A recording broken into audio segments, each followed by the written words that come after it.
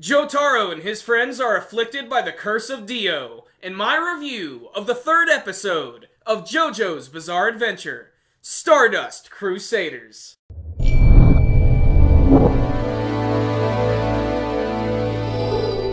Dio. Dio! Dio! Yes, that vampiric bastard Dio has returned, and he is cursing the entire Joestar family and all of those who have the power of the stands. This week's episode of JoJo's Bizarre Adventure was nice. It's sort of setting up what this whole series is going to be about, which is Jotaro, his grandfather Joseph, and all of their friends who have the power of the stands journeying to Egypt to try and kill the immortal vampire Dio. The setup for it seems like it's going to be one hell of an adventure. What I really liked about this episode is they actually managed to raise the stakes when it came to killing Dio. Now, in the last episode, we saw a lot of characters and their stand abilities were finally starting to manifest because Dio had returned with Joseph Joestar's body. Now, we saw that Jotaro's mother was not being affected by this before, but in this week's episode, her stand powers are actually starting to manifest. But because she's a lover and not a fighter, she really doesn't have the ability to control this, and it's starting to take over her body. And according to some research done by Avdol, she only has about 50 days until her stand actually completely takes over her body and kills her. So this means they have to kill Dio within this 50-day time period, and that definitely makes things a lot more tense. But another thing that was cool is they actually pick up this week's episode from the beginning, and you see that Kakyoin still has that weird little spider octopus thing in his head which has been controlling him. And luckily, Jotaro's stand has the ability to pull this thing out with extreme precision, and that has to do with his ability, which is just being basically super strong and super precise. That's why he's able to catch bullets and all that other crazy shit. But when he's actually trying to remove this thing, this scene really creeped me out. I thought it was nasty when there was this one little tentacle that shot out and started going into Jotaro's arm, and you could see it moving up through his arm, through his chest, and right up into his face, because it was trying to take over his body as well. But his stand was able to rip this damn thing out and destroy it, with a little help from his grandfather as well.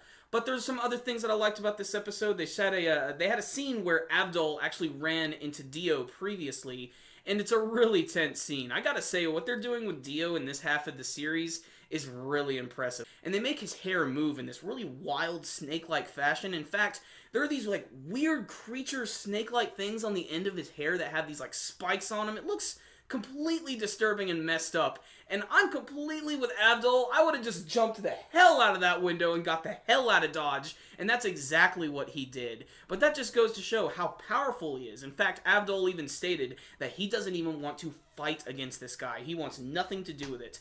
But the setup is here. Jotaro and his friends are getting ready to go to Egypt and take this motherfucking vampire down, so I cannot wait to see that. Kakyoin is going to be joining the group. It was pretty obvious if you haven't seen the intro, which I know I mentioned it last week, but God, the intro is so awesome in this series. I especially love the final shot where you see Jotaro's stand actually just continuously punching the screen. And speaking of his stand, he actually gets his officially named this week, thanks of course to Avdol. He has him draw from these tarot cards, and he draws the Star card. So Jotaro's stand is officially going to be called the Star Platinum, which just sounds pretty damn awesome already, and I can't wait to see more of what his abilities are going to be as they develop in the series. Otherwise, fantastic episode of JoJo's Bizarre Adventure, Stardust Crusaders. A lot of really good build-up, tons of comedy from Joseph Joestar. Just the little things, the fact that he hates being in Japan, he just wants to sleep in a bed, he doesn't want to sleep in a futon. I find that really funny. And the fact that he's sort of like being disconnected from his daughter, because since she's been in Japan for so long, all of her friends have begun calling her Seiko, but he simply wants to call her Holly. That's the name that he gave her.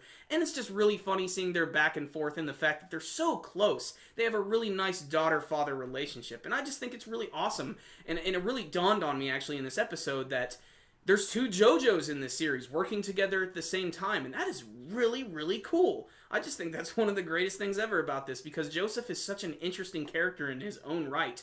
And I can't wait to see how his powers are going to develop as the series goes on. He has one called, I think, Hermit Purple. They revealed it in, I think, the first episode where he can, like, take the pictures, which he's been using to try and spy on Dio. And thanks, of course, to Jotaro and his Star Platinum, they were able to analyze these pictures and find out where he was in Egypt because they saw this one fly.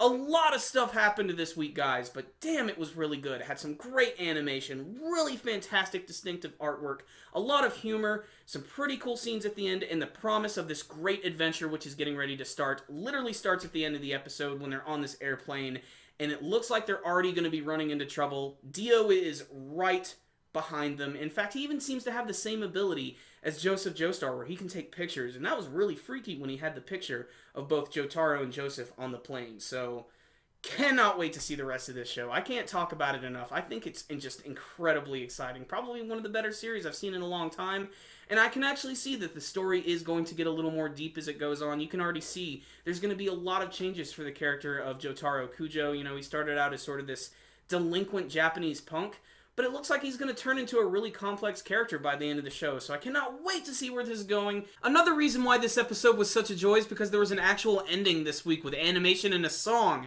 and it completely surprised me that the song was actually Walk Like an Egyptian from the band The Bangles. It's a song from the 80s, and it's the exact song, but it goes so perfectly with this because not only they are about to go to Egypt, but it's a song from the 80s. This is set in the 80s. It's absolutely perfect. If you've never heard this song, trust me, you've heard Walk Like an Egyptian. Now that they're going to Egypt, the setting is going to change completely. So I have no complaints with this episode, and when I have no complaints, I give it a 10 out of 10, and that's what I thought about this week's episode. JoJo's Bizarre Adventure Stardust Crusaders. I don't read the manga series, but damn it, I am loving the anime series, and it's becoming one of my favorite shows of all time. So check it out, guys, if you're into action and some really wacky characters. If you guys had a chance to check out this week's episode of JoJo's Bizarre Adventure Stardust Crusaders, I would love to hear your thoughts about it, and you can tell me with your comments below. Did you have any favorite scenes? What do you think is going to happen when they arrive to Egypt to take down Dio Brando? And what do you want to see from the future of Stardust Crusaders? Remember, guys, before you leave, make sure and give this video a thumbs up. It's really, really easy to do, and it helps out our videos tremendously. And you can subscribe to our channel so you can see all of our latest anime and manga reviews and special videos. And you can check us out on Facebook and Twitter. I hear they're pretty popular nowadays. I'll put links to those in the description box below. So, I'll see you next time, guys. Super Kami Guru 9000. Out.